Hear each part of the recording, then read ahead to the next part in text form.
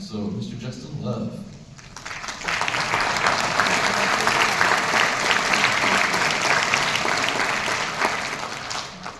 Thank you and welcome to our Blue Band concert this afternoon. You are in for a musical treat and a fantastic experience. It's been wonderful to watch how this group has developed in the 2 days of rehearsal they have together, and they have put together a fantastic program, and you're really going to enjoy it. Parents, you should be so proud of your students and the way that they have rehearsed and worked over the past 2 days.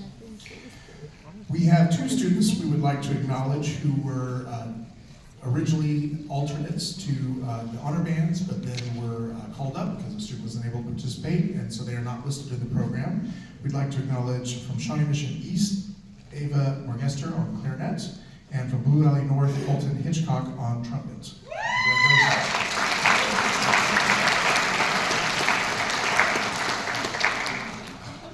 As Mr. Biggs mentioned, my job as chair is to help oversee the audition process, which of course began for many of these students several months ago with lessons and practice and putting in tons of effort and time to prepare themselves for the audition process, which featured over 742 students this year.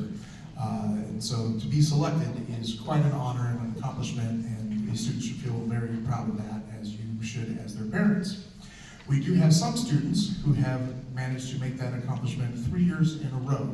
So we are going to recognize our 3-year ECKMEA Honor Band members. Would you stand when I call your name? And please hold applause till we've recognized all of them. From Blue Valley Southwest, we have Dylan Dobrats. From Shawnee Mission South, Brian Dodson. From Central Heights, Arbella Dunbar. From Spring Hill, Logan Durham. From Olathe North, Megan Hodges. From Shawnee Mission Northwest, Lucia Oli. From Santa Fe Trail, Brenna Perry. From Lewisburg, Sarah Proctor. From Olathe Northwest, Alex Washam. From Ottawa, Gracie Rashawn. And from Olathe Northwest, Nick Yelton.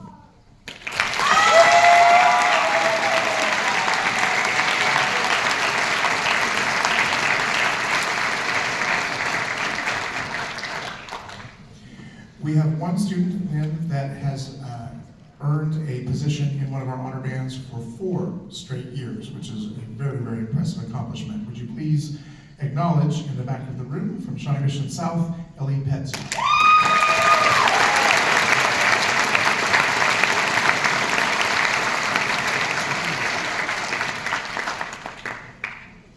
The other part of my job is to get to select our clinicians who come in and get to share their talents and experience and put together, they pick the music and programs to share with our students and help provide a wonderful experience. And we are very pleased to have with us Dr. Alex Wimmer from Kansas State University, where he serves as the Assistant Director of Bands. You can read his fantastic biography in the back of our program. And again, you're going to really, really enjoy this concert. So without further ado, please welcome Dr. Alex Wimmer and the Blue Honor Band.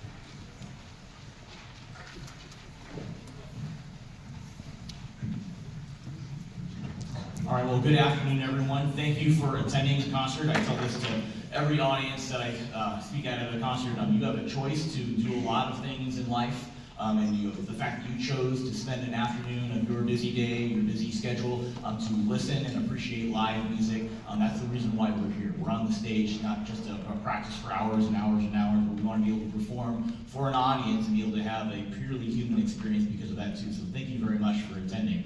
Before we go on, a little bit of an aside, get percussion set. So yesterday, so I'm from Kansas State University, as you all are well aware. And if you spend any time on the internet over the last 48, 72 hours or so, we kind of had a big change in our football coaching staff. Which is great, fantastic. Coach Kleiman did a fantastic job, and great to have Colin Klein come in and step in. So I am the only band director at K-State that is currently in the state. And so because of that, there was a lot of things that we had to do to perform, to welcome the coach, to play at a press conference. We had our volleyball band in Nebraska-Lincoln yesterday playing in the NCAA tournament. We had a holiday parade in town. And so it was not physically possible for me to be here yesterday, unfortunately. However, because of the wonderful organization, the wonderful collaboration with Mr. Love and Mr. Biggs and ECKMEA, they were able to get Sharon Toulouse from KU to come here to work with these students yesterday afternoon in my absence. And so it really bummed me out to not be here, but I'm really grateful for the collaboration, how connected we are as a community for when life happens, we're able to make adjustments and be able to do that as well too. So I just wanted to give those folks a shout out, and I know she's not here, but if we give a round of applause for Sharon Toulouse.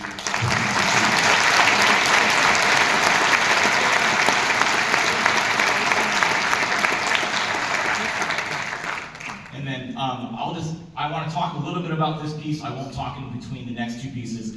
So this piece was written in dedication to the loss of Kevin Day's really, really good friend that he's had back in high school. And so we talked a little bit just about what that means and some interpretive things that happen when you write a piece of music for that particular purpose. So a couple things I wanted just to share with you that I shared with the students. In the very beginning of this piece, there are fermatas over the notes, live sound. At the end of this piece, those fermatas move to be over the rest. And I think there's a really strong parallel that can be made when there is extended time over live sound versus over when there's supposed to be intended silence. So that's something that we kind of talked about with the programming and the performance of this piece of music as well. One other thing I wanted to share with you too, there are parts of the music where able to stay one tempo or one dynamic.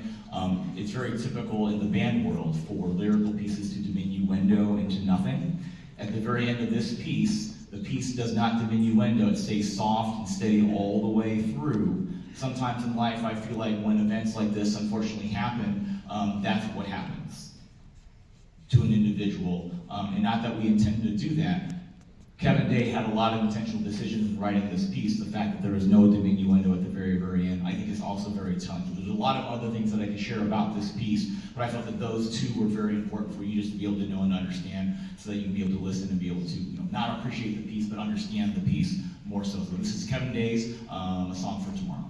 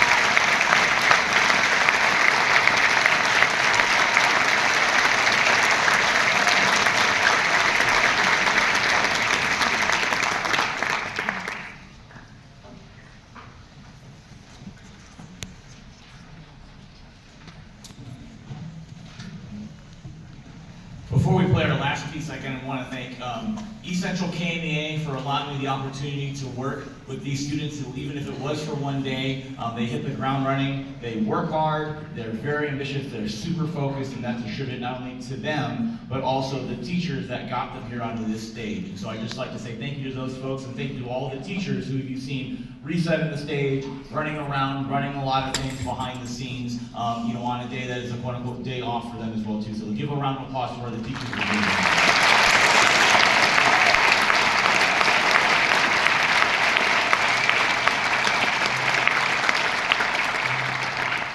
And then finally, I just want to say thank you to those of you that are here that has supported someone that is here on stage from 5th grade, 6th grade, all the way on up. It's incredible just to think, and so I have a 5th grader right now. She's playing the alto saxophone.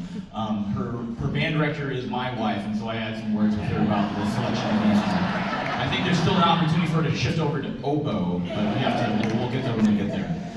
But she's learning how to play alto saxophone, and we're staying out of the way as parents, and hearing hot cross buns over and over and over again is quite something. But then to be able to see and to be able to hear what they're able to do here on stage. And so it wasn't, the music teachers that are here, that's certainly one thing, but you physically, emotionally, financially supporting these students to do what they're doing is really, really important, extremely vital. And if there's one thing that I would just leave you all with, I told this to the students today, so just because they are performing this concert here when they leave high school, they need to continue playing an instrument. There are a lot of things in this world that is, on this small device that's on my music stand, help me keep time, that take our attention away from what I believe what really matters. And music is the only thing that I can think of in this world where you can have people with different experiences, different ability levels. It'll actually bring you together, and you will actually achieve something that is not only of great quality, but is good for every single human being that experiences it. I think we need more of these opportunities in the world, and they exist in college, they exist in adult life. I played football and soccer in a previous life, and I can't give my girls my cleats, my football helmet. That's not going to do them anything, but what I can do is I can give them the gift of music and what it really means to be a human being through that as well, too. So thank you so much for coming, thank you for your support, and no matter what they all do and you all do, please encourage you to keep supporting music, fighting for the arts, and keeping what we're doing here on stage an active part of what happens everywhere, not just because it celebrates what happens on a football field or on a basketball stage, but what it does for internally every single human being here. So thank you very much. We hope you enjoy our last piece, ironically, Choose Joy.